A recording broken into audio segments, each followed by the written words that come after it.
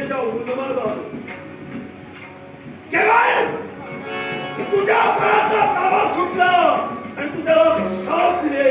तेव्हा सत्य स्थितीत मला जे योग्य वाटलं तेच मी केलं. त्या शेळी तुला योग्य वाटलं पण देव कन्या असूनही सुद्धा तेव्हा तू ते जाणून घेऊ शकली नाहीस म्हणून तो अपराधी आहे. तेव्हा समोर येणाऱ्या संकटाला तोंड देणं हे प्रत्येक व्यक्तीचं कर्तव्य आहे. संकटाला तोंड देणं जबाबदारी तुझी आणि होती. तेच मी माझ्या जीवनात केलं. पण हे असं का घडलं हे जाणून घेणं जबाबदारी तुझी होती. तेव्हा पण हे सारं कुमांड तर्का का देवाने रचिलं?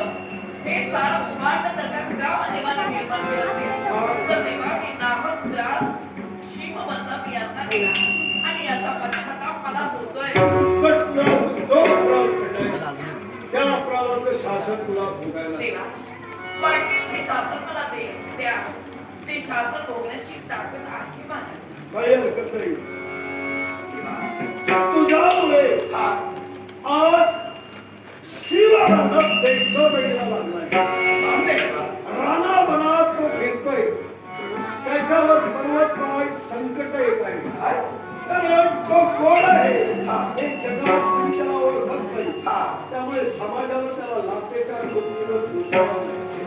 तेव्हा त्याचं रक्षण करणं जबाबदारी. माझी होय शब्द माझा